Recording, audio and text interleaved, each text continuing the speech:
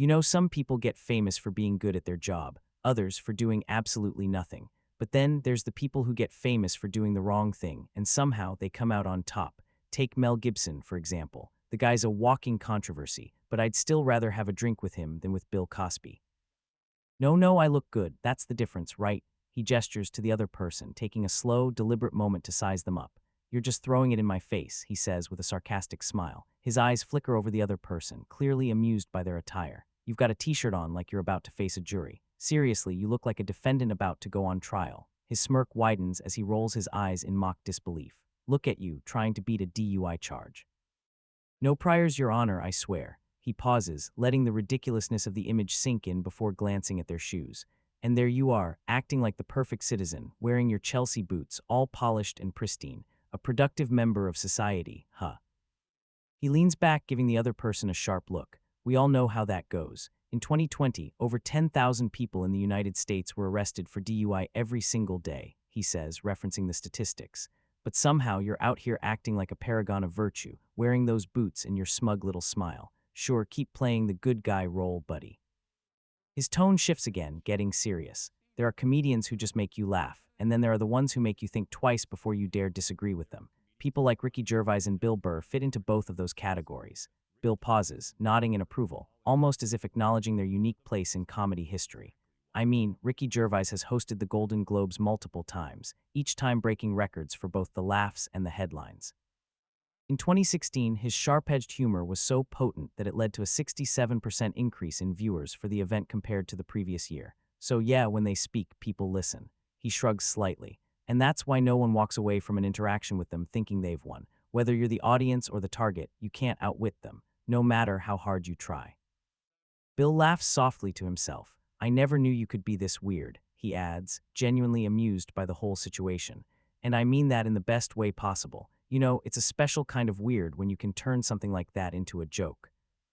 Turning his attention to Joe Rogan, Bill explains how he often finds himself calling Joe out for his more controversial takes. Every time Joe Rogan wanders too far into controversial territory, guess who's right there? Bill says, leaning forward with a knowing grin. Bill Burr, always ready to challenge him. No hesitation, no filter. It's what keeps things interesting. Look at Joe's podcast numbers.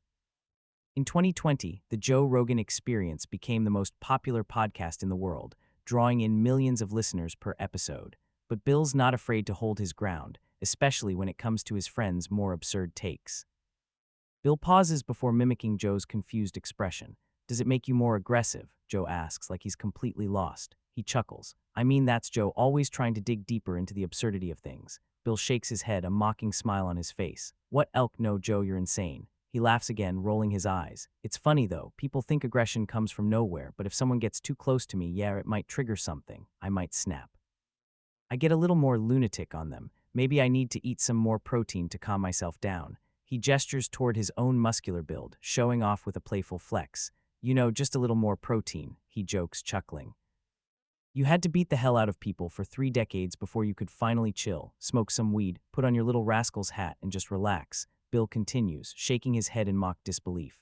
And that's the thing about Bill's rise. You can look at his career trajectory and it's clear, after years of pushing himself, battling through everything, he earned the right to relax. From being a regular on Opie and Anthony to getting his own stand-up specials that dominated the box office, Burr had to grind hard before he could finally find peace. He leans back in his chair, deep in thought. We all saw what went down when Chris Rock got slapped on that stage, right? In 2022, that slap shocked millions. The Academy Awards went from a formal, glamorous event to the most viral moment of the year in a matter of seconds. Bill's tone sharpens, his voice full of anticipation. But the real question everyone keeps asking is, what would Ricky Gervais have done if he'd been the host that night? Bill grins widely, clearly in Joe.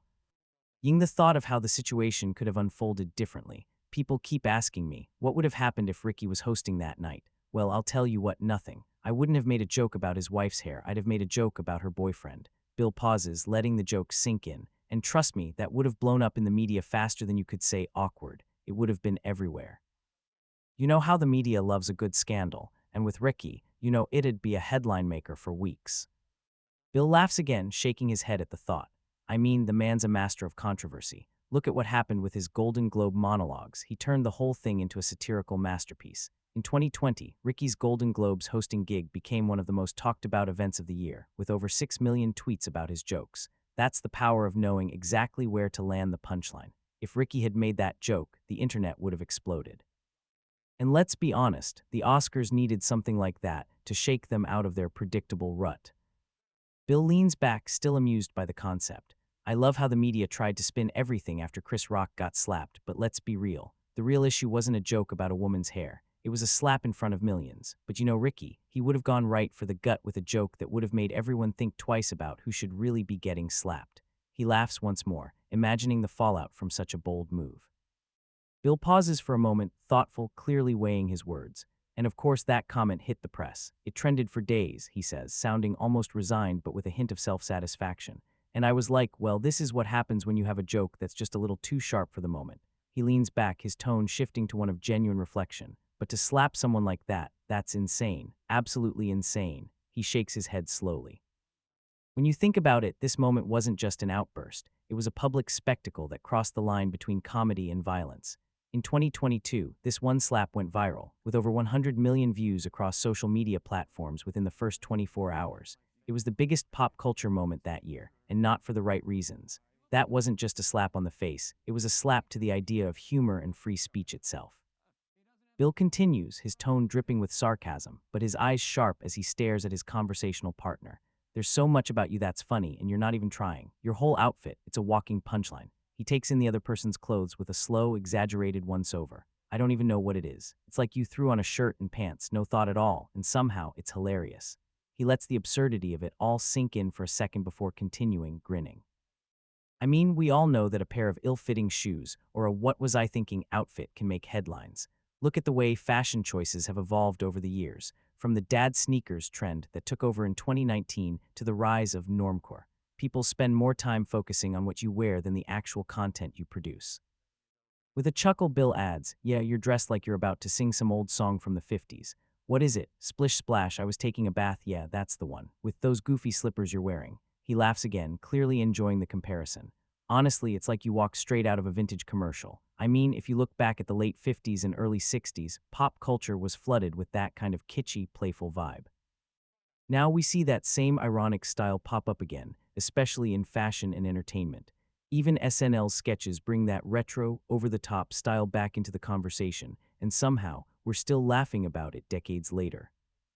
Bill rant. You've got the 2010 tapes of his abusive phone calls that made headlines for years. The guy's been a walking PR nightmare. And let's not forget his well-documented history of making sexist and racist comments. He said things that have turned entire audiences against him for decades. Bill grins almost as if he's savoring the chance to talk about it. So Ricky was always going to have something to say about that. His grin turns sly as he adds, I mean, when you're as infamous as Mel Gibson, you don't just get a free pass to keep being a disaster. There's too much to unpack, too much to poke fun at. This is the same guy who, in 2017, was awarded a Golden Globe for his role in Hacksaw Ridge despite his checkered past. And that's a joke in itself. Bill shifts in his seat, clearly getting more animated. Right, a few years ago, I made a joke about Mel Gibson, him getting a bit drunk and saying a few unsavory things. We've all been there, Bill admits, giving a casual shrug. I wasn't judging him, I just thought it was a funny moment. I mean, it's no secret that public figures sometimes say stupid things, but what separates Mel is the sheer frequency of it. In 2021, Gibson's DUI arrest alone sparked renewed interest in his history of bizarre outbursts. Even his apology tour, trying to make amends for the things he said and done, got more media coverage than most movies. It's like every time he tries to lay low, he pops up again with something that makes headlines. Bill pauses, his expression turning slightly more serious. But now somehow I find myself awkwardly introducing him again, Bill says, half laughing, half cringing. I mean, how do you even do that? It's like being put in charge of a comedy roast where the roast has become the whole damn meal. Bill waves his hand dismissively, as if trying to shrug off the uncomfortable moment. Look, I'm sure it's embarrassing for both of us, and honestly, I blame NBC for this whole situation.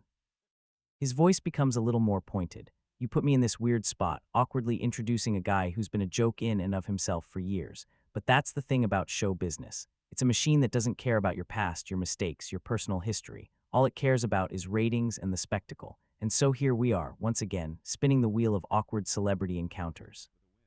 Bill chuckles, shifting gears once again.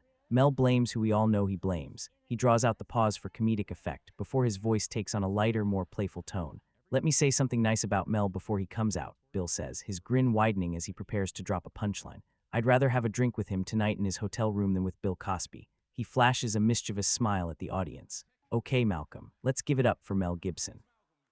Bill's choice of Cosby as a comparison is deliberate and loaded with significance. Bill Cosby, once known as America's dad through his iconic role on The Cosby Show, became the center of one of the most shocking and wide-reaching sexual assault scandals of the 21st century. In 2018, Cosby was convicted on 3 counts of aggravated indecent assault for drugging and sexually assaulting Andrea Constand, a former Temple University employee. The case, which involved dozens of women coming forward with similar accusations, rocked the entertainment industry and prompted a national conversation about sexual abuse and celebrity privilege. By pairing Mel Gibson's notorious public behavior with Cosby's criminal conviction, Bill is pointing to the absurdity of celebrity culture, how some figures can be forgiven or forgotten despite the damage they've done, while others, like Cosby, are permanently tainted by their actions. Shifting topics, Bill recalls the time when Lee Delaria appeared on Conan, sharing news about her personal life. Lee Delaria showed up with some fresh personal news. She had just come out of a relationship, Bill begins, enjoying the unfolding drama. He leans back, his smirk growing as he pauses, enjoying the tension. Speaking of relationships, you were engaged, but you broke that off recently. Is that true? His words hang in the air, a calculated pause amplifying the moment. Yeah, that's absolutely true. But the moment she took a shot at Bill, her breakup stopped being just a sad story and turned into the punchline of the entire interview. Bill's mock seriousness here points to a broader trend in celebrity culture where personal struggles, especially the end of relationships, become fodder for public entertainment. In 2021 alone, celebrity breakups were among the top trending topics on social media platforms like Twitter and Instagram, with hashtags like Jonas Brothers and Kardashian breakups generating millions of interactions. Personal heartache in the digital age becomes a commodity, transformed into memes, articles, and viral moments. Bill lowers his voice to a teasing whisper. I've got this mic on, so yeah, I'm fine. Let's move on. He gestures with mock seriousness, playing to the crowd. Be a gentleman and help me with this, Cody. Can you believe this marriage, D? D'ain't work out, he shakes his head dramatically, drawing laughs from the audience. Gee, I can't believe your relationships don't work out. Bill's pointed comment is a sharp commentary on the public's obsession with celebrity marriages and relationships. As of 2020, nearly 50% of marriages in the U.S. end in divorce, but it's a reality that seems to hit much harder when the individuals involved are celebrities, who are expected to live up to impossible standards of perfection. Bill's humor emphasizes the absurdity of this expectation, while commenting on the very real human experiences of the people involved.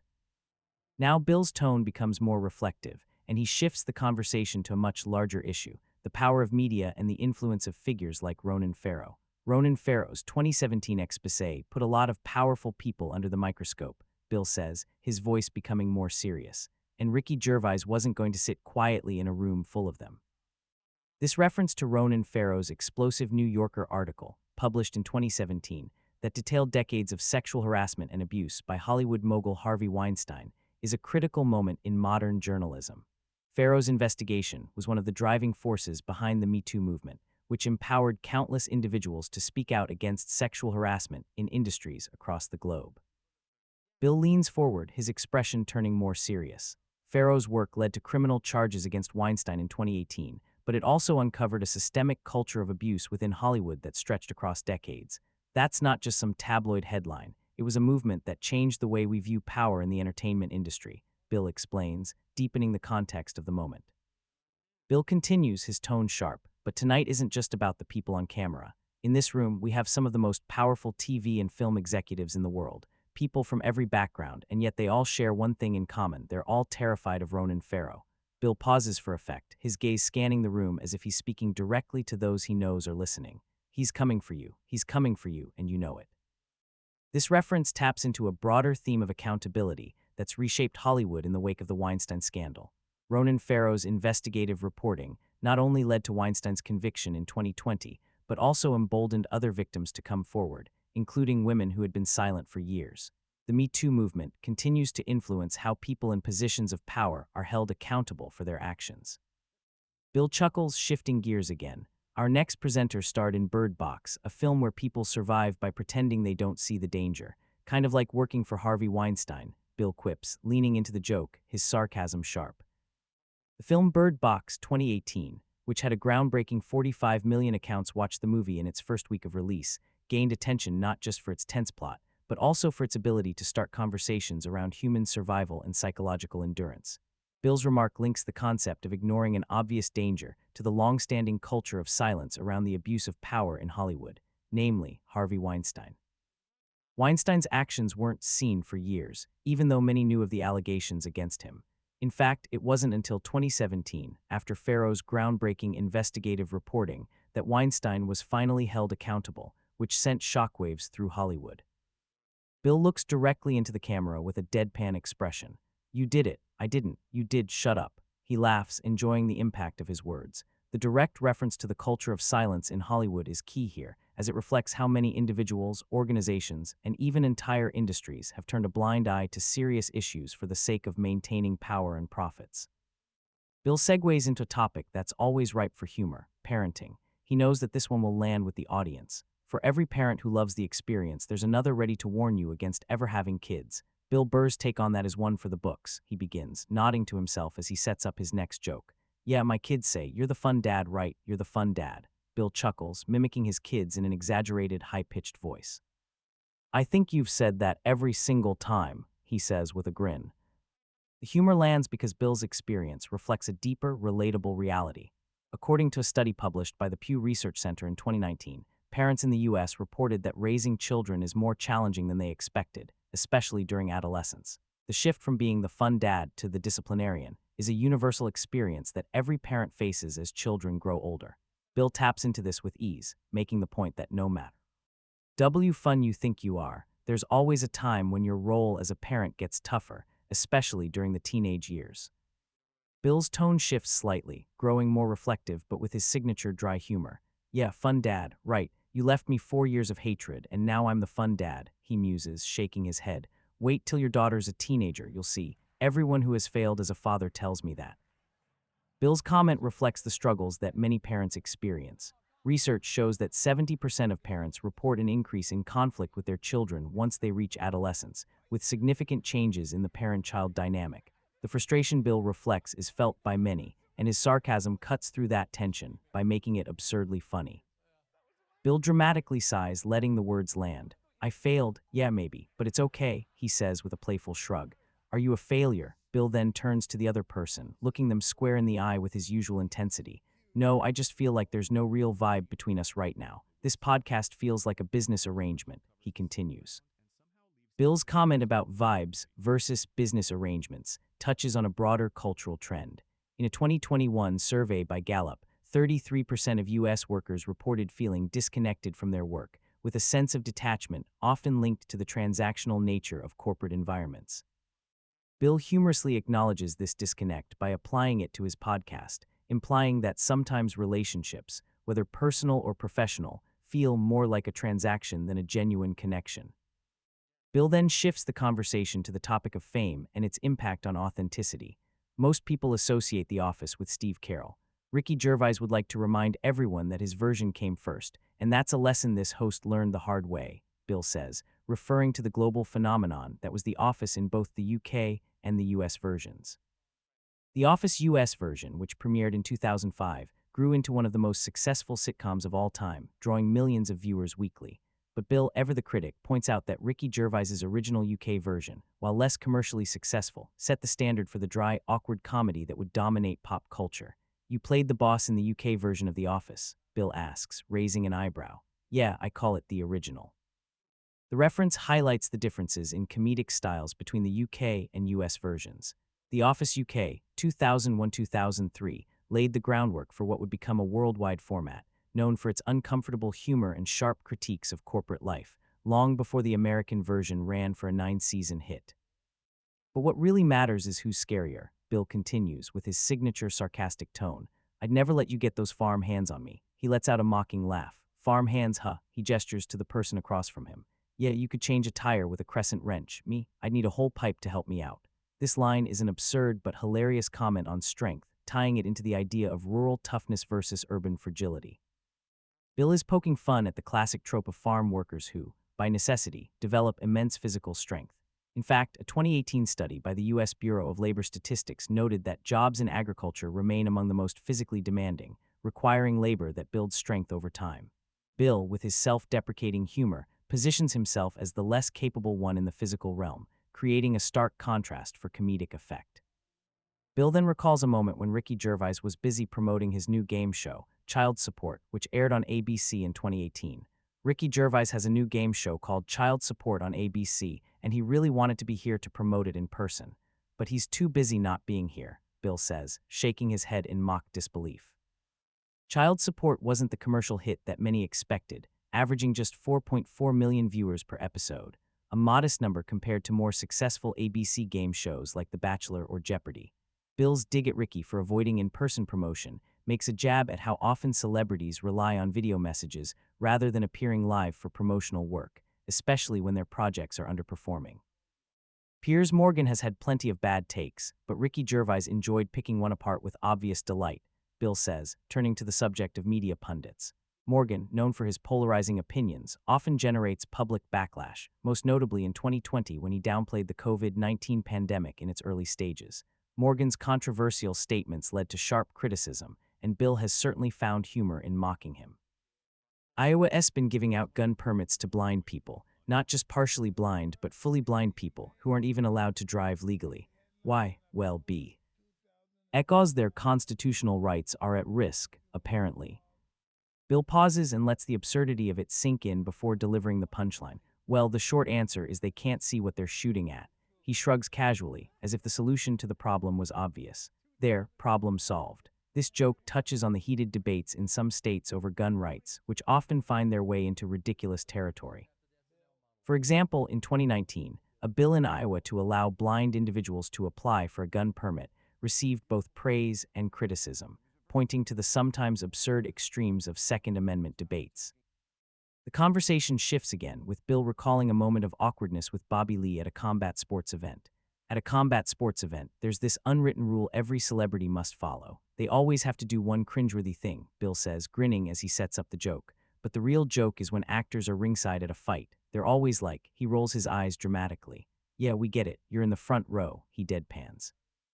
This is a common joke about the overly theatrical behavior of celebrities at sporting events, where their reactions often seem exaggerated and out of place compared to the athletes they're watching. Bill's final reflections turn to Ricky Gervais's infamous hosting at awards shows. After 4 times at the podium, Ricky had finally lost his patience for the whole charade. His 5th hosting gig wasn't a performance, it was a public reminder of where celebrities actually stand in society, Bill says, crossing his arms. If you win tonight, don't use it as a platform for your political speech. You're in no position to lecture anyone. Bill's observation is rooted in Ricky's famous Golden Globe monologue, where he told stars, if you win an award tonight, don't use it as a platform to make a political speech. This is a critique of how Hollywood figures often forget their privileged positions when they lecture the public about social issues. He nods slowly, letting the message sink in. Most of you spent less time in school than Greta Thunberg, so just take your award, thank your agent, thank your God, and get off the stage, Bill finishes with a smirk. Greta Thunberg, the Swedish climate activist, has garnered global attention for her straightforward, no-nonsense approach to activism, making Bill's jab particularly biting in its comparison. Bill closes with one last remark. Mike Tyson's sense of humor isn't one most people would dare challenge, but Bill Burr, he's one of the few who can walk away unscathed. He smirks with pride. Mike Tyson, man. Back in 2000, there was backlash after Bill's SNL monologue. People didn't get his humor. Tyson's violent history and controversial moments made him a target for comedic material, and Bill's fearless approach to poking fun at even the most intimidating figures is a testament to his unfiltered style. Finally, Bill ties it all together with a mock solution to the world's biggest issues. But there's always a simple solution to any problem in the Middle East. Stop attacking, he says, raising his hand as if offering the world's most simplistic solution to decades of conflict. You stop attacking, they're problem solved. And with that, Bill concludes another wild conversation, sharp as ever, reminding us that even the most complex issues can be reduced to a punchline in his world. Bill finishes strong, closing with a jab at Mike Tyson's humor. Mike Tyson's sense of humor isn't one most people would dare challenge, but Bill Burr, he's one of the few who can walk away unscathed. He He smirks, proud of his fearless nature. Mike Tyson, man. Back in 2000, there was backlash after Bill's SNL monologue. People didn't get his humor. With one final jab, Bill ties it all together. But there's always a simple solution to any problem in the Middle East. Stop attacking, he says, raising his hand, mocking the solution. You stop attacking, their problem solved. And with that, Bill concludes another wild conversation. Sharp, unapologetic, and filled with truths about celebrity culture, Hollywood, and everything in between.